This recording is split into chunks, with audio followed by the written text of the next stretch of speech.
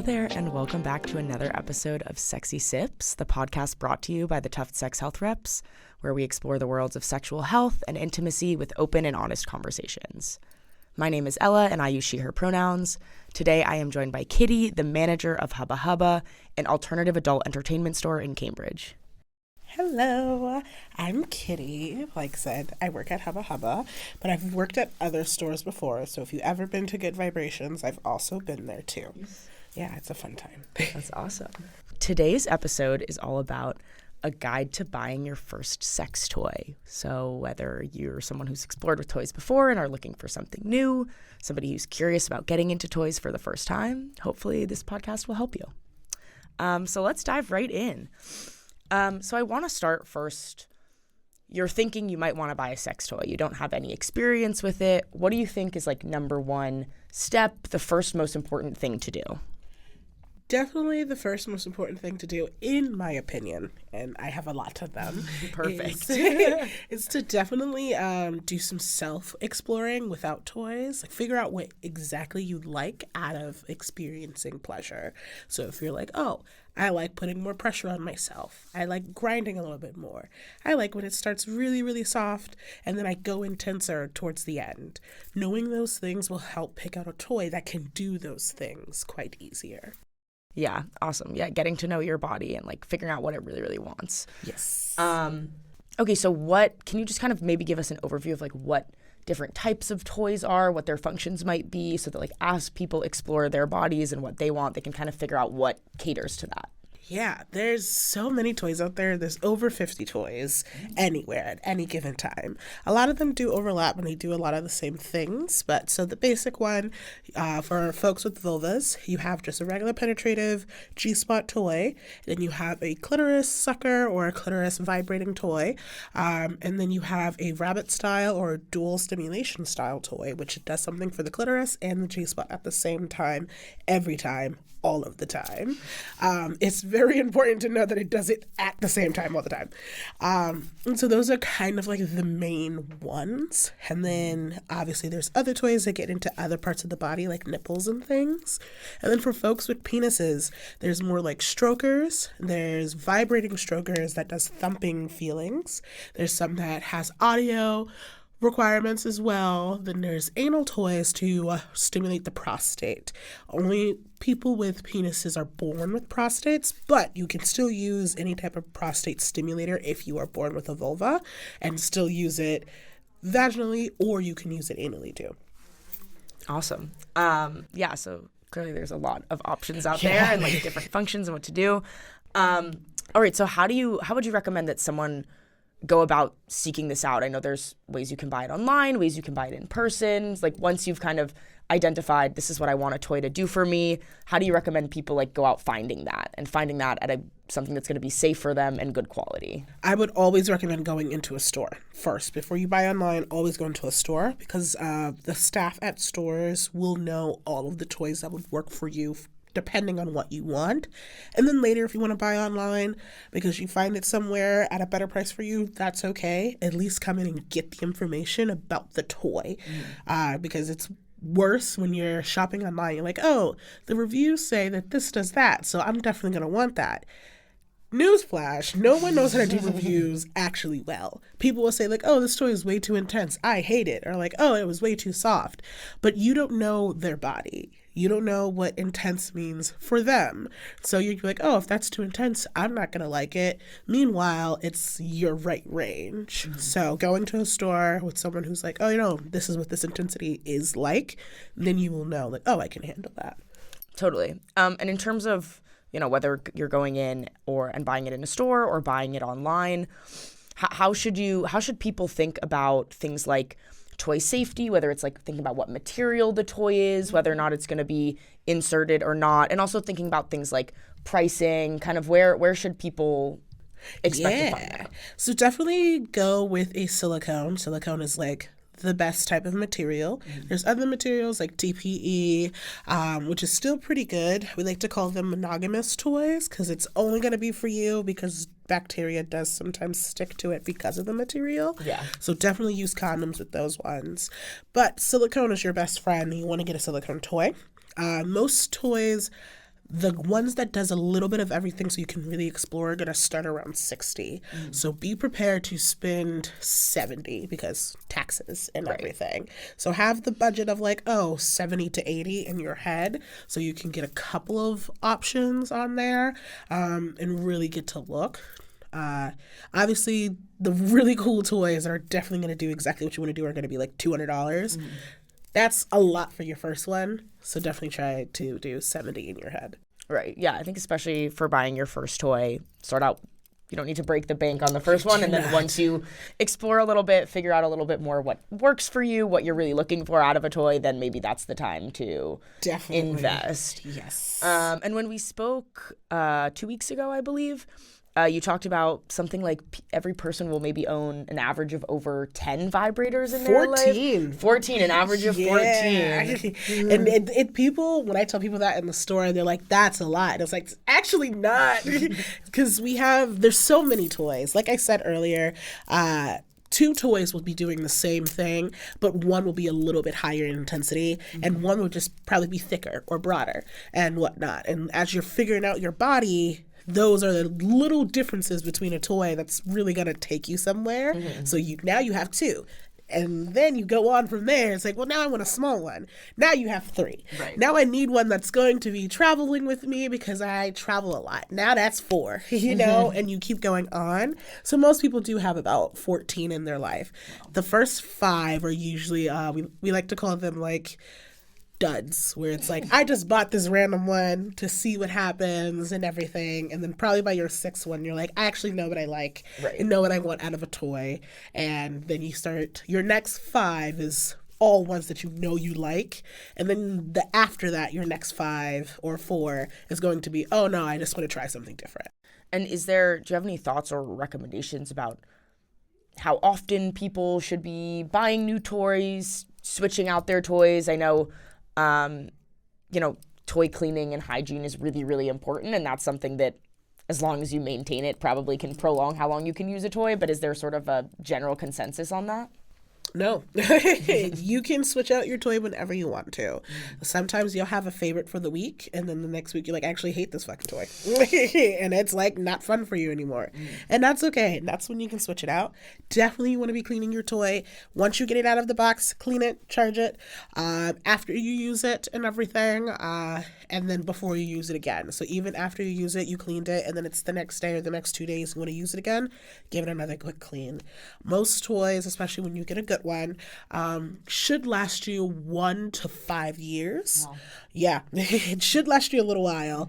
And then other toys, the ones that are a little bit more expensive, they'll last you from like 5 to 10 years. Wow. And everything. Yeah, that's awesome.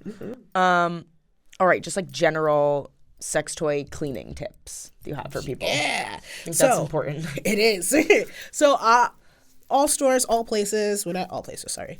Most sex stores are going to have toy cleaner. You can definitely get a toy cleaner if you want to, but all you need to do is have non-scented, like antibacterial soap in warm water.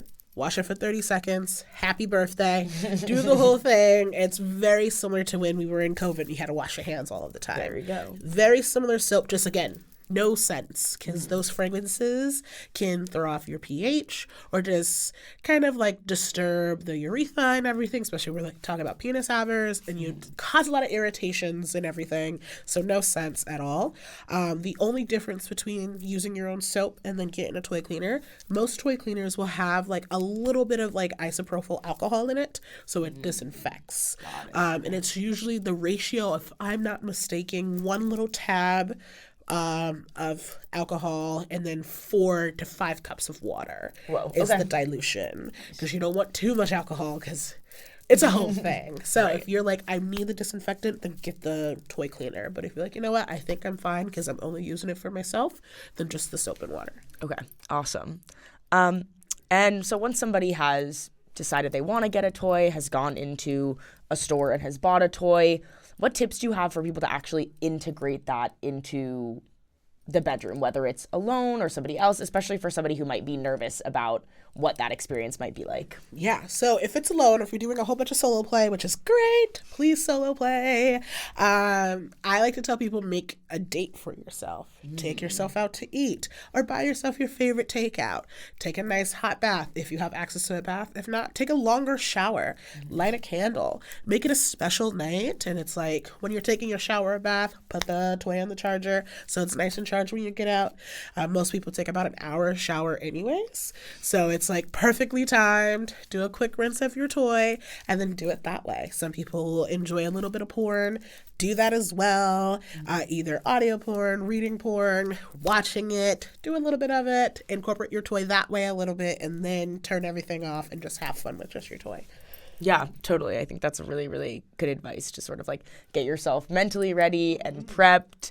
And also remember that there's no pressure if you're like, today's the day I'm going to try my toy, and then halfway through you're like, maybe this isn't for me. That's totally okay. There's no pressure to do it. There's no pressure. Things happen. Life happens. You be like, oh, I'm going to try my toy. And then you get a text and you're like, oh, I do have that paper due tonight. Ooh, yep. So it's totally okay not to do it anymore. That is very true. That is very true. So I wanted to talk for a second about the benefits of using toys. I think that there's a lot of them that exist, both in terms of like sex and intimacy and just like general life. So could you talk a little bit about that? So the more general life stuff, it's just nice to do. It's nice to please the body, and it's nice to just have that relationship with yourself. Most of the time when I talk about toys and people using toys, I'm always talking about more of self-use, because it's a form of love that people forget can happen with just you. People always think you have to find someone else to do these things to your body. No, you do not. Do it to yourself first. Love your body. So those are some of the benefits, just having more self-love, self-confidence, and all those things, especially around sex. More of the other benefits is, so it does release a lot of like serotonin and everything, so it does give you a lot of happy hormones. Nice. Reduce stress. It reduces chill you out a little bit. Much stress. And then for folks with the vulvas, it does help relieve some of your cramps. So if you have a lot of cramps, having an orgasm does help with that a lot. And then there are a good chunk of toys that have like heating functions in there. So if you ever use like a hot pad on your stomach, imagine a hot pad inside of you. Oh, it gets game changer. Yeah, it gets right to the problem right then and there. And then the same thing with people with penises. Again, having an orgasm sometimes just releases so many things. The idea of post-nut clarity is actually kind of true. After you nut and everything, your brain is like, actually, I can do all of these things and life is okay. That's the stress literally leaving your body and your brain for like a solid 5 minutes. Yes. So yes, please do College students, listen up. I know we're all very stressed. So. Yes. Honestly, what sometimes we recommend, this is like a little quick trick and everything. If you do an orgasm right before you study, sometimes it sticks to your brain a little bit more because you're relaxed. And so your brain is not cramming and stressing of like, oh, I have to study for this test. It's like, all right, cool. I'm chilling. I'm going to remember some of these words and it's great. And sometimes you actually do remember them a lot easier. Wait, that I never even thought about it like that, but that makes a lot of sense. Yes. That's awesome. One before studying and then one after to be happy about it. That's perfect. Beyond that, I know that toys can improve your sleep, might even have positive benefits on your immune system, things like that. Same things with just like when you orgasm and things, you're like pumping the blood because like obviously you're getting aroused, so your blood is pumping and moving a little bit more. Then you release it, so the blood just flows a little bit more easier now because it was tensing and now it's relaxing. Right. So any of your immune system muscles kind of does the same thing. Because you have a sinus infection, you're just super tight in your face. So that's all those blood cells just so tight in your face. So when you release it, it's kind of moving itself around your body a little bit more. There you go. It's perfect. It's a great time. So yeah, it just helps so many things. Just do it. I say do it. Do it. Toys, no toys. No toys or toys. Just do it. Have fun. Okay, so I think that there's a lot of myths, a lot of maybe stigma that can exist around sex toys. I think that might make people afraid to try it or like have that conversation either with themselves or a partner or with friends. So I wanted to bring up a few sort of myths that exist about sex toys and then get kind of your take, hear you kind of debunk it, comment on it, why you think these myths exist. Okay, so myth number 1 is that sex toys are only for single people, people without partners, or for solo fun. No. Can it be used for solo fun? Yes. Can it be used if you do not have a partner and things? Totally. But it's great to use with partners as well.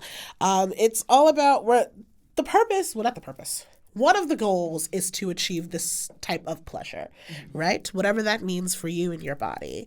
And so if achieving that type of pleasure is just a little bit easier with the toy, then why not use it?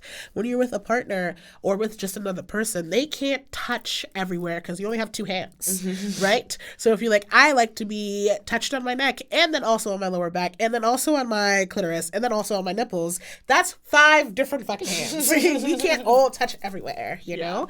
And then sometimes the idea of like this teasing sensation and function with a toy brings so much more to the brain and to the body. It just helps everything go along.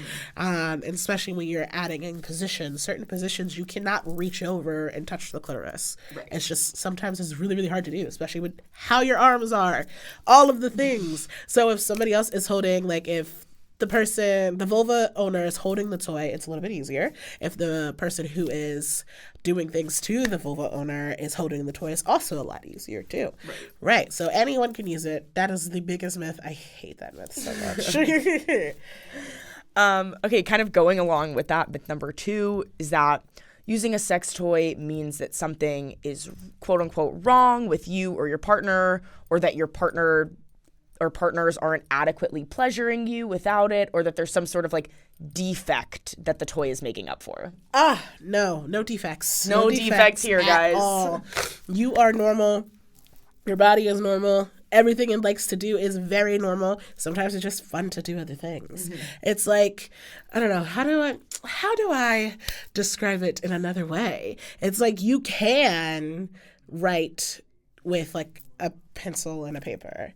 But sometimes it's just a lot more fun to type. It's just a lot more fun and a lot easier to just type the paper than to write it by hand. It's the same type of concept. Yeah. Yes, you can do it just with your partner. It's great. But sometimes typing it, wow. This is going to be quicker and easier. That's great. That is so true. What I have that you said to me 2 weeks ago when we spoke was food is good, but it's better with seasoning. So why not use the seasoning? Oh my goodness. I think it's one of those things where the myth came because a lot of people were scared and afraid to use the toy because they thought it was going to replace them in the relationship. And no one was really like thinking, it's like, no, it's not replacing you. It's just adding to these things and whatnot. No one wants to replace you. If you were going to be replaced, you would have been dumped already. You would have been replaced by now. It's kind of like 1 + 1 = 2 in this house. So it's just like, have a little fun with it. Lots of toys are just for fun. It's not for, I have to use it. It's like, oh, it's really fun and I really, really like using it. So yeah. Totally. And I think there's a way to frame it, especially when using toys with a partner or partners. It's like, this is an adventure we're doing together. This isn't like, you're not doing this for me or I'm not doing this for you. This is something that we're doing together, something we're experimenting with and exploring, and like could be really fun. It could be very, very fun. And then also, why wouldn't you want your partner to achieve this very wild thing of pleasure? Right. You know? Because you can do one pleasure thing with just yourself and it's great, and then you do another thing and then he's like, now I'm doing 2 things at once. And it's a whole different experience. We're just adding to the experience. Right. More pleasure. Always more pleasure. Pleasure is not the enemy. No, pleasure is friend. Okay, next is that using toys, I think this is particularly a myth that exists around vibrating toys, can cause a loss of sensitivity, can make you dependent on using the toy to achieve orgasm or experience pleasure. No, it does not. It's hate that one. Hate. It does not desensitize you or anything. It's again very similar with like I don't know. I feel like I have so many analogies, and all the analogies are so weird and crazy. No, but it's like perfect. It's like trying to get to a destination, right? You can walk. Walking is going to take you 30 minutes, right? Driving a scooter is going to take you 15.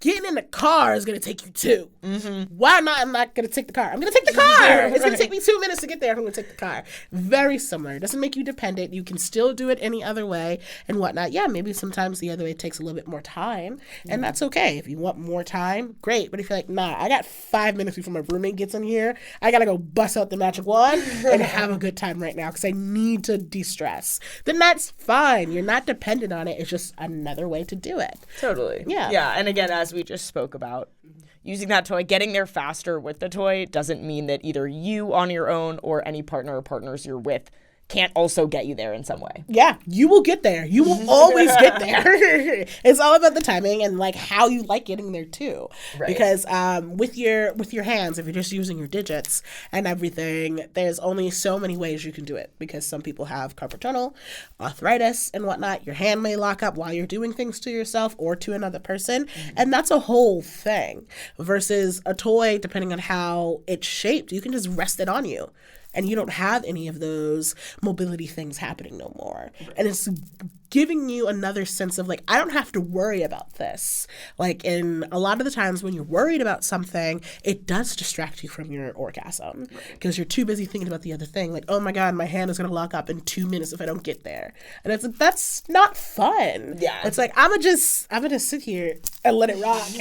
Why not just let it happen? And let it do its thing. Let it do its thing. Yeah. And there's toys that vibrate and move and do a lot of the work for you. There's toys you still get to be involved. It's a little bit more manual use of it. Like there's a lot of different there's so many toys ways for you to be involved. Yeah, there's so many ways. There's so many things you can add on to toys. Like there's these suction cup bases that you can add to certain toys, so therefore you can suction it onto like your wall, your shower tile, your mirror, and all of these things, and just again be involved in a different way, or just hold it differently. Now you're like, oh, this works so much better for my hand. This works so much better for my partner's hand, and everything. And sometimes that's better just for the experience. This works better for me and my partner. Yeah. And that's it. It's a trial and error process. You're not going to figure it out on the first time, and that is okay. And it's great. It's a fun time. It is. Laugh about it a little. Yeah, totally. Have fun with it. Have fun. When you look back, you're like, you remember the first time you tried this? And like, I got a cramp in my thigh? Crazy, right? And it's something to laugh about after. And it's like, oh yeah, you got a cramp. Then we use the toy to massage the cramp out. Oh my God. Dual use. It's amazing. It's a fun time. I think also can really build intimacy if you're using it with a partner, right? Kind of being vulnerable. I mean, anytime you're in an intimate setting with somebody else, there's a level of vulnerability to it, but kind of adding in something new, especially something you're trying for the first time, kind of increases that vulnerability, but I think also increases opportunities to like build intimacy. It does, because when you're in those intimate settings, like you said, you're already vulnerable. It's already like, hey, I'm trusting you with my body, to see my body this way, to see what my body does when this thing happens. And then we're adding this other tool and device, which will make you do other things. Right. And it's a whole nother level of like, hey, I'm trusting you into this world of how I like to receive pleasure, and hoping that you don't laugh at me or look at me differently. I don't know if you've ever watched the show Sex Education and everything. There's this episode where I forgot her name, but the very beautiful dark-skinned girl, she was like having sex with this guy. Ola? I think. Is that her name? Ola? Maybe I made that up. Yeah, maybe. We don't know.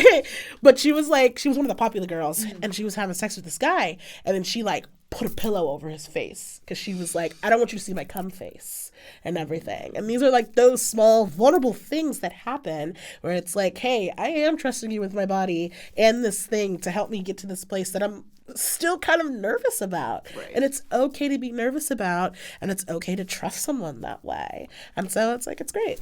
It also is okay to be nervous about that and to like be like, I don't know if I'm ready for you to see me in this way or that way. And like, there's no timeline for that or right or wrong way to go through that process, either with yourself or someone else. Yeah, there's no timeline for anything. Totally. It's just, let's enjoy the ride to the destination. And that's it. And having someone there who is going to be along with that ride and not make you feel like shit is great. And all of these things are just inviting a lot of those conversations in. Like, this is how I use this toy this way. This is how my body actually moves, which is why I like using this toy this way and everything. And it's like, I think people don't understand how much toys do help with mobility issues too, because they're obviously pleasure is the big thing, but you're so focused on like, oh no, it's just the pleasure thing. It's like, yes, it is, but I can't achieve pleasure without something wrong happening sometimes. Yeah.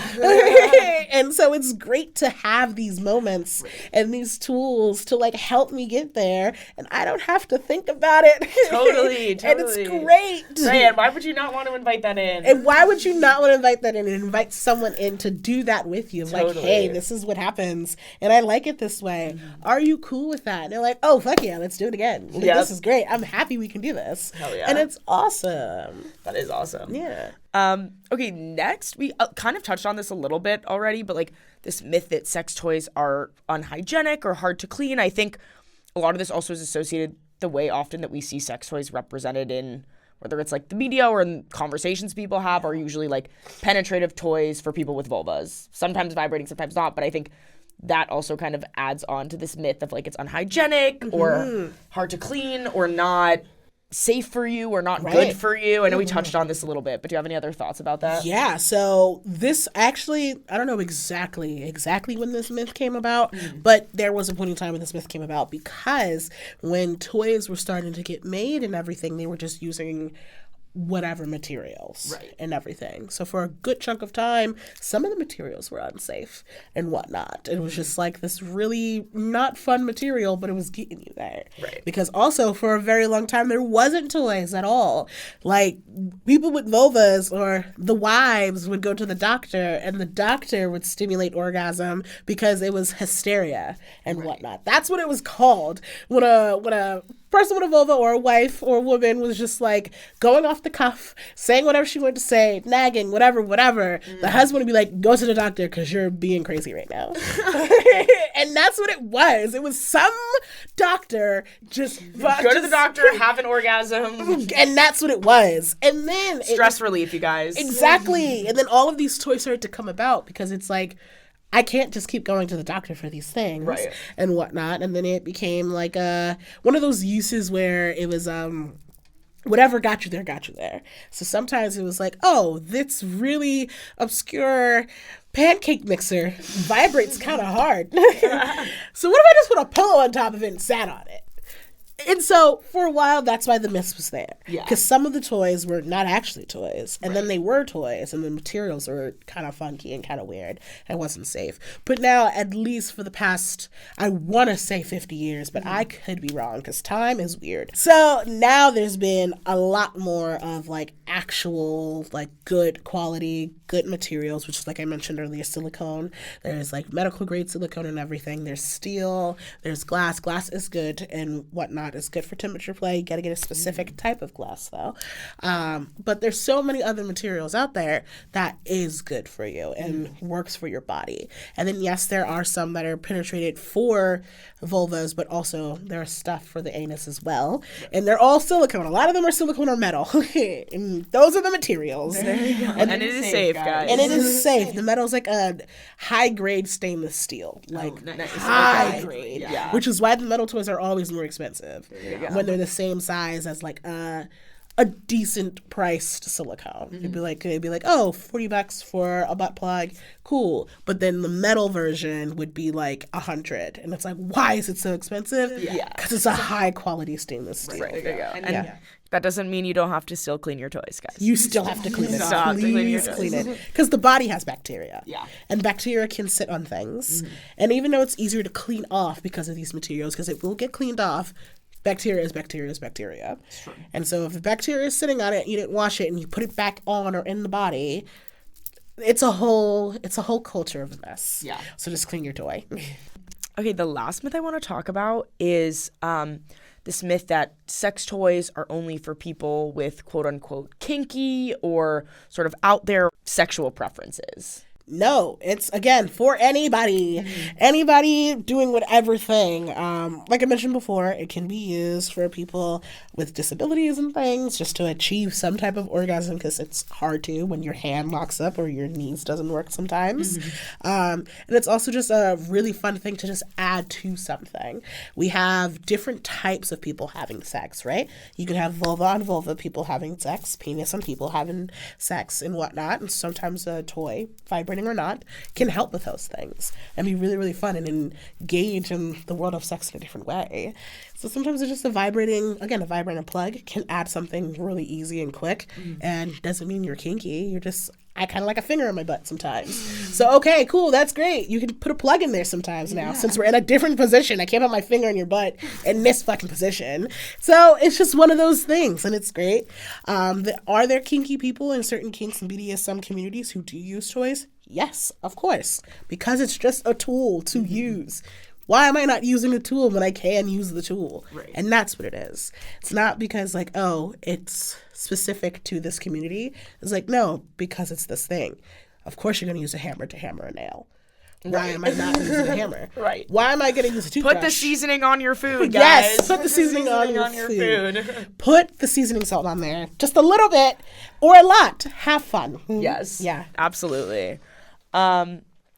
Okay, I just wanted to ask really, really quickly. I know we talked a little bit again about like hygiene, cleaning toys. Do you have kind of any general just like rules of thumb for safety, whether it's like things like making sure that anything you're inserting into your anus has a flared base or this or that, like kind of any general tips that people should be thinking about following, be aware of as they're either buying or using toys? Yeah, that one in particular. Guys, it's so big. Yo, the flared base is very fucking important. People don't understand how often people go to the hospital because they put something in their butt and it doesn't come out. The anus, the way, how everything back there is, it just likes to just suck things up in you. It really does. The anus has a mind of its own. It just wants to, and it's in you forever. So if you don't have a flared base, something to like stop it from just taking it, it's going to take it. And no matter how you think, like, no, I'm going to have a good grip on it, it's going to be fine. No, fuck you. You do not have a good grip on nothing. Do not do that. Stop doing that. Oh my goodness. Please, you do not want to be the person in the ER with the toy stuck up your butt. Please. Oh my God. Not even a toy. Some people still use other things. People use Christmas ornaments sometimes. Oh. Stop using Christmas ornaments. I know they look cool. I know they're like, you know what? This has the shape. No, because a lot of them, well, not a lot of them, but like a whole bunch of them are made from like these different types of plastics, these shatterable plastics, these shatterable glasses. Ouch. Have you ever thought of like, oh yeah, I just put this on the tree and it dropped and then just shattered all over the place, but you thought it was sturdy? It will happen. The muscles are really intricate and fun and they're great to look at and feel around, but it will probably try to crush it. Stop doing these to your body. Flared bases, and with that being said, so that means certain butt plugs that has the flare base, obviously, but also rabbit-style toys, so the dual stimulation toys technically has a flared base because of the little rabbit handle that's supposed to be for a clitoris and everything. You can use it anally, so that is fine. Use those if you want to be adventurous. Stop putting ornaments, fruit, vegetables in the body, yo. Guys, please. I get it. I understand. It's a fun new thing. Because certain, like, vegetables and fruits have these different textures on it. And you really want to feel those textures. I see it. I understand what you're doing. But there's a toy out there that looks like it that will probably do it. Don't be afraid to get a monster dildo. Because a lot of them are really strange and obscure. A lot of them have different veins that penises will not have. A lot of them have bumps on it. Some of them are ovipositors, which means it shoots eggs out if you're into that. And it's a really fun thing. Get a toy. Stop doing all these other things. Please and thank you. Please. Do it safely. Do it safely. And, like, read the materials. I get it. You're probably not going to listen to me. You're going to do whatever the fuck you want to do. That's fine. But read what it is. If it's like, oh, this type of glass, Google it. If it's like, oh, shatterable glass, don't.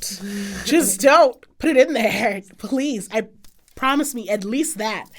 At the very least, you're going to look to make sure it's not shatterable. If you have to ask yourself, should I be putting this inside of myself? Don't. Google it.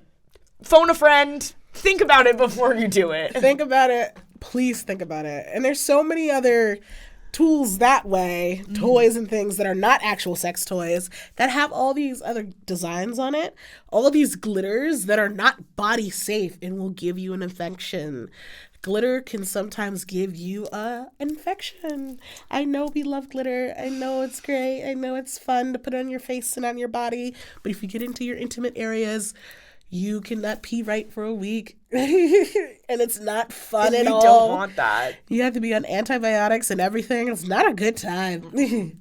So yeah, those are my safety things. Please read your stuff. Or please just get a toy. Spend the money. Get a toy. Go into a toy store and talk to somebody. Please. Buy online. Something. Just not read a Christmas the description. Ornament. Yeah. Oh my God. So many people. The Christmas ornament is crazy. You'd be surprised by how many people call the phone and ask me if they can put a Christmas ornament. Is this Christmas ornament going to be safe? Because it is this type of glass. And I'm like, I know you did not just ask me that. They're like, no, I'm so serious. I'm like, you gotta be joking. No. And I'm like, please stop. You don't even venture on TikTok. There's so many people who are like, but what if? No, what if? Don't do it. Please don't stop let that doing be it. you. No, I get it. I understand how it's interesting, but do not do it. I promise you it's not going to be worth it. That trip to the ER is going to suck. Yeah. Save yourself the trip. Save yourself the trouble. Save yourself the money, because ER trips are a lot more expensive than the toy itself. So true. So true. $5,000 versus spending your $100. Yeah. Come on. Buy the toy, guys. Buy the toy. Okay, awesome. Kitty, do you have any last thoughts? Anything you think is important for people to know who might be listening, who are thinking about buying a toy that we haven't addressed so far? Yeah, I have maybe a couple things. Yeah, go. One, if you are buying a toy with partner and everything, bring your partner to the store with you. Sometimes looking at them together and picking one together and talking to a sales associate together, being like, hey, this is what we want to do, this is what we're trying to do, will help 10 times better, especially if one party is nervous. Be ready for any type of price drop. So again, remembering 70 is your goal, sure. Your big dog goal in 3 years is 300, yes. But those numbers, I'm not just pulling them out my ass. I promise you, I see so many shocked faces and I'm like, I'm so sorry for scaring you and overwhelming you. It's going to happen. It's okay. That's fine. You don't have to spend the money. It's all right. Definitely remember the goal is pleasure. Always, always. Communication is great. Saying this is how I like to achieve this type of pleasure. And then flipping the question onto them. How do you like to achieve this pleasure? Maybe leave with 2 toys. One for you, one for your partner. And then another one that you know exclusively you'll use together. And the other toys you can use separately. And just have a good time. Definitely. Awesome. Yeah, all in all, guys, using sex toys is super both normal and fun. It can be a really, really awesome addition to sex, to intimacy, to your relationship with yourself and with somebody else. And it's fun. It's super fun. All right. Thank you guys so much for tuning in. Thank you so much, Kitty, for coming and talking to us today. And we will see you next time on Sexy Sips.